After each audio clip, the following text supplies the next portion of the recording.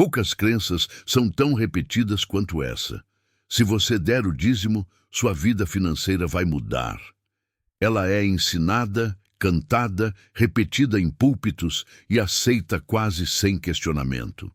Mas existe um perigo silencioso quando uma fé passa a ser sustentada mais por expectativa financeira do que por verdade espiritual. Porque quando o dinheiro entra no centro da relação com Deus, algo começa a se distorcer. Muitos deram esperando prosperidade e receberam frustração, culpa e medo. Outros ficaram presos a uma crença que nunca foi examinada à luz da Bíblia. A pergunta não é se o dízimo pode mudar sua vida financeira. A pergunta é: no que você está acreditando e por quê? Antes de eu responder essa pergunta, se inscreve no canal agora. Esse tipo de conteúdo quase nunca é incentivado, e a sua inscrição é o que nos permite continuar trazendo verdades que libertam, não promessas vazias. Quando uma crença é repetida por tempo suficiente, ela deixa de ser questionada. Ela se torna ambiente. Ela passa a moldar decisões, emoções e até a forma como alguém se aproxima de Deus. A ideia de que o dízimo, por si só, tem o poder de mudar a vida financeira de uma pessoa se encaixa exatamente nesse padrão. Não porque seja necessariamente falsa em todos os sentidos, mas porque foi simplificada, isolada e transformada em algo que a própria Bíblia nunca apresentou dessa forma. O problema não começa no ato de dar, mas na crença absoluta que se constrói em torno dele. A Escritura nunca tratou o relacionamento com Deus como um sistema automático de causa e efeito financeiro. Em toda a narrativa bíblica, o foco sempre esteve no coração, na intenção e no alinhamento interior, não em fórmulas espirituais. Ainda assim, ao longo do tempo, o dízimo passou a ocupar um lugar central demais. Para muitos, ele deixou de ser uma expressão de fé e passou a ser um termômetro espiritual. Se a vida financeira ia mal, a primeira suspeita recaía sobre ele. Se algo travava, a resposta parecia óbvia: algo está errado na minha entrega. Esse tipo de pensamento gera uma espiritualidade frágil, sustentada mais por medo do que por confiança. Porque, sem perceber, a pessoa começa a se relacionar com Deus a partir de uma lógica de desempenho. O coração já não se aproxima em descanso, mas em vigilância constante. A pergunta deixa de ser: como está minha vida diante de Deus? E passa a ser: será que estou cumprindo tudo corretamente? Essa mudança é sutil, mas profundamente corrosiva.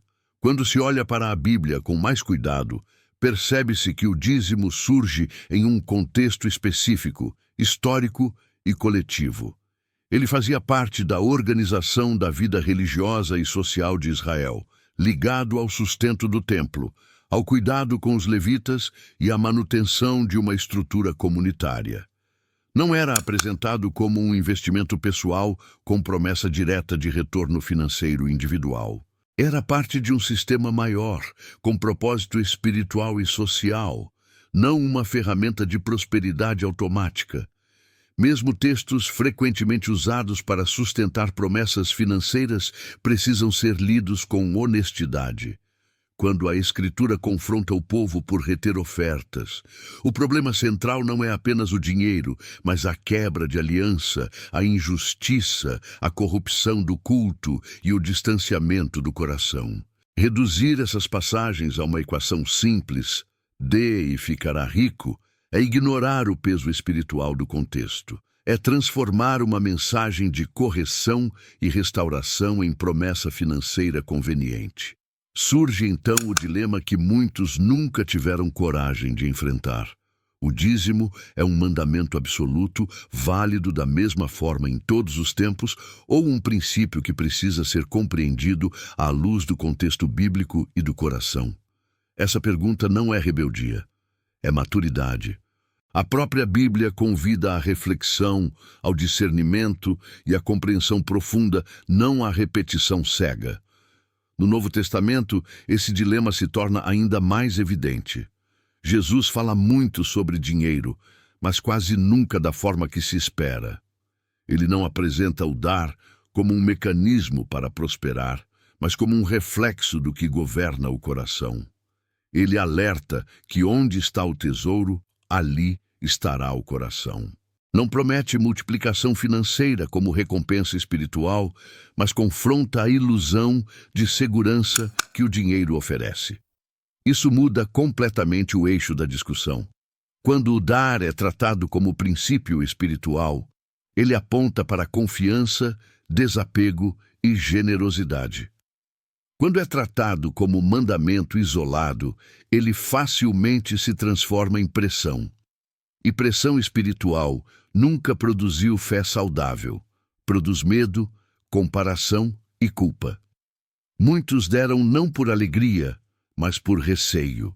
Não por convicção, mas por temor de consequências invisíveis. E esse tipo de entrega, ainda que bem intencionada, carrega um peso que a Bíblia nunca impôs. Por isso, o primeiro passo dessa reflexão não é responder se o dízimo muda ou não a vida financeira.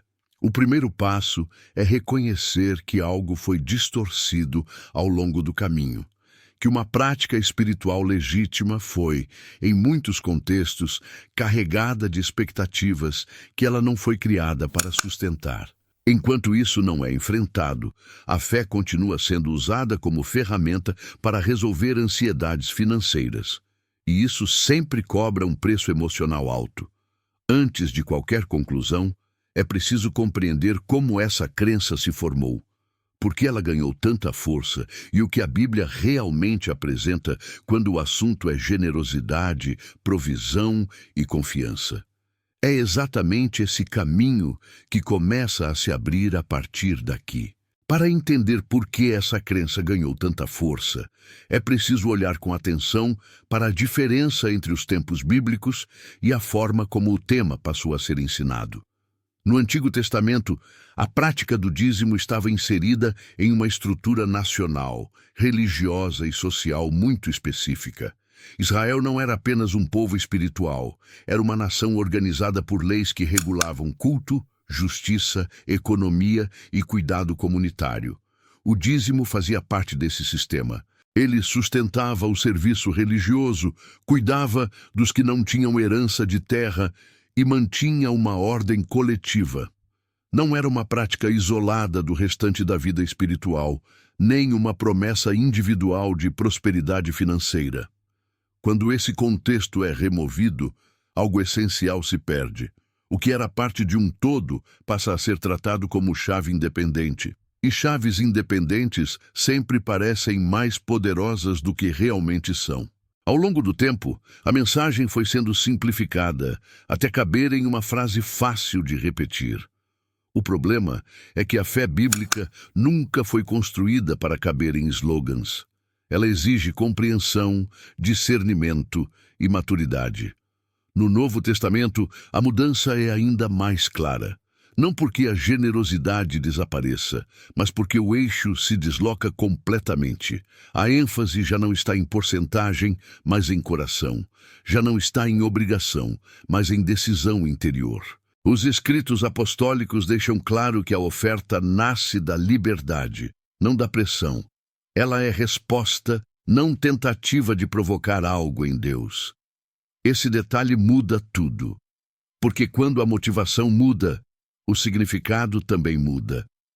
A generosidade nesse novo cenário não é apresentada como ferramenta para destravar prosperidade, mas como expressão de confiança.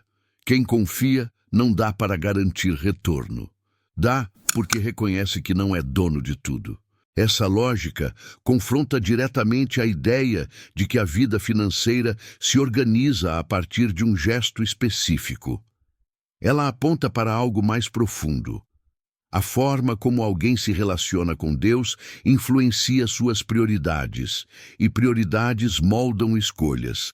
Mas isso é muito diferente de prometer resultado financeiro direto.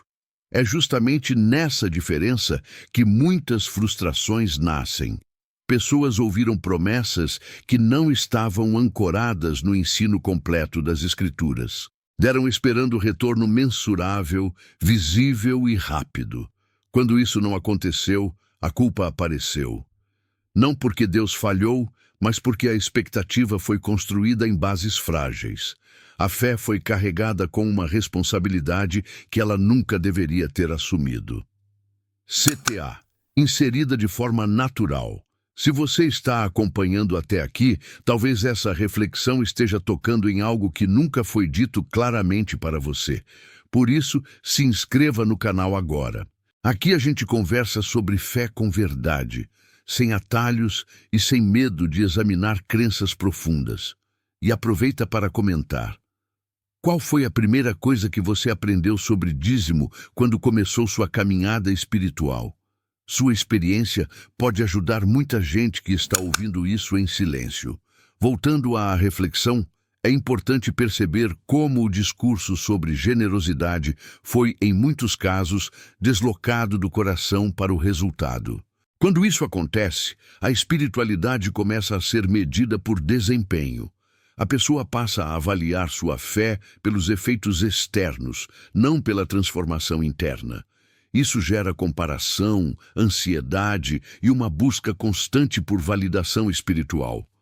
A Bíblia nunca propôs esse caminho. Quando os textos do Novo Testamento falam de dar, eles sempre conectam o ato à alegria, à liberdade e à intenção. Não há ameaça velada, nem promessa inflada. Há convite à maturidade, à responsabilidade pessoal, à confiança. Essa abordagem não produz euforia momentânea, mas constrói algo muito mais sólido ao longo do tempo. Ela ensina a viver a fé, sem depender de resultados imediatos para se sentir seguro. Essa diferença entre os dois contextos, Antigo e Novo Testamento, não existe para confundir, mas para amadurecer. Ela mostra que princípios espirituais não são fórmulas fixas, mas caminhos que precisam ser compreendidos à luz do tempo, do propósito e do coração. Quando isso é ignorado, a fé se torna pesada. Quando isso é respeitado, ela se torna firme. Porque à medida que o entendimento cresce, uma tensão começa a se formar por dentro. Se a generosidade não é barganha, se a fé não é troca, então o que realmente está em jogo quando alguém dá? O que Deus observa de fato? É essa pergunta que começa a ganhar força agora, e é ela que nos conduz ao próximo passo dessa reflexão. À medida que a compreensão amadurece, a questão deixa de ser apenas bíblica e passa a ser profundamente pessoal. Porque falar de dinheiro nunca é apenas falar de números. É falar de segurança, medo, controle e esperança. Quando a fé se mistura a essas áreas sensíveis da vida, qualquer distorção se multiplica. E é exatamente isso que aconteceu quando a generosidade foi apresentada como garantia de estabilidade financeira. A pessoa não apenas passou a dar, passou a colocar sua paz nessa prática.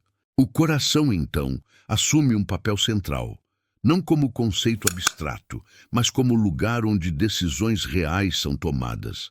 A Bíblia sempre apontou para ele como fonte das intenções mais profundas. Quando o coração está em paz, o dar é leve. Quando está pressionado, o dar se torna pesado. Muitos não perceberam que, ao longo do tempo, deixaram de ofertar por convicção e passaram a ofertar por medo. Medo de faltar, medo de errar, medo de desagradar a Deus. Esse tipo de medo não constrói fé. Ele a corrói silenciosamente. A confiança em Deus não se revela apenas no ato de dar, mas na forma como alguém lida com a própria vida financeira. Prioridades revelam crenças. Há quem diga confiar em Deus, mas viva em constante ansiedade. Há quem entregue regularmente, mas não consiga descansar. Isso não é contradição moral, é sinal de que algo foi ensinado de maneira desequilibrada. Quando a fé é colocada como substituta de responsabilidade, o resultado não é espiritualidade mais profunda, mas confusão. A vida real entra em cena com força aqui. Contas chegam, Imprevistos acontecem. Decisões difíceis precisam ser tomadas. E nesse cenário, muitos foram levados a acreditar que bastava manter uma prática específica para que tudo se ajustasse automaticamente. Quando isso não acontecia, o peso recaía sobre o indivíduo. Ele se sentia espiritualmente insuficiente. Essa sensação, repetida por anos, cria uma relação distorcida com Deus, uma relação baseada em desempenho e não em confiança. O problema nunca foi esperar provisão. A Bíblia fala de um Deus que cuida. O problema foi confundir cuidado com garantia incondicional de conforto financeiro. Provisão não é sinônimo de prosperidade nos termos humanos. Provisão é presença no processo. É sustento em meio à caminhada, não ausência de desafios. Quando essa distinção não é feita, a fé se transforma em expectativa frustrada. Nesse ponto, a tensão cresce, porque surge a pergunta que muitos evitam formular em voz alta: se alguém não dizima, está pecando? Essa questão carrega peso, medo e julgamento. Para alguns, ela foi usada como instrumento de controle. Para outros, como fonte constante de culpa. Mas a Bíblia nunca tratou o pecado como simples descumprimento de uma prática isolada. O pecado nas Escrituras está ligado à intenção, ao afastamento do coração, à quebra de relacionamento. Reduzir tudo a um percentual é empobrecer a mensagem. Quando a generosidade é vivida como obrigação, ela perde seu poder transformador. Quando é vivida como expressão de confiança, ela revela maturidade. Essa diferença não é pequena. Ela separa uma fé infantil, dependente de resultados imediatos, de uma fé adulta, capaz de permanecer firme mesmo quando a vida financeira atravessa fases difíceis. E todos atravessam. O conflito interno, então, se intensifica. Muitos começam a perceber que foram fiéis, mas não livres, comprometidos, mas ansiosos, generosos, mas cansados. Esse cansaço espiritual não vem da fé em si, mas do peso que foi colocado sobre ela. Libertar-se desse peso exige coragem, exige rever crenças antigas, exige admitir que algo foi aprendido de forma incompleta. Esse é o ponto de virada, porque quando a pergunta sobre pecado surge, ela não pede uma resposta rápida, ela pede honestidade. O que Deus realmente observa quando alguém dá? O valor, a frequência, ou o coração por trás do gesto? Essa pergunta não pode mais ser evitada, ela se impõe. E é exatamente ela que conduz ao último passo dessa reflexão, onde a resposta não vem para acusar, mas para alinhar. Sem medo, sem slogans e sem promessas vazias, porque no fim, entender o que Deus realmente espera não aprisiona, liberta. Chegar a esse ponto exige coragem, porque agora a pergunta não pode mais ser contornada. Depois de tudo o que foi dito, depois de olhar para o contexto bíblico, para o coração, para a vida real e para as tensões que essa crença gerou, é preciso responder com honestidade. Afinal, o dízimo muda a vida financeira? E mais fundo ainda, o que Deus realmente espera quando alguém decide dar? A resposta começa desfazendo um equívoco comum. Deus nunca buscou dinheiro, nunca precisou dele, nunca condicionou sua presença, seu cuidado ou seu amor a uma porcentagem. A Bíblia inteira aponta para isso. O que Deus observa não é o valor isolado, mas o lugar que ele ocupa no coração. Quando o dar se transforma em tentativa de controle do futuro, algo já saiu do eixo. Porque fé não foi criada para controlar resultados, mas para sustentar o coração enquanto a vida acontece. Não existe nas Escrituras uma afirmação direta de que não dizimar seja automaticamente pecado, no sentido moral absoluto. O pecado, biblicamente, está ligado à intenção, à dureza do coração, à indiferença, à injustiça e ao afastamento de Deus. Reduzir tudo a um ato financeiro específico empobrece a profundidade da mensagem bíblica. O problema nunca foi alguém que não conseguiu dar.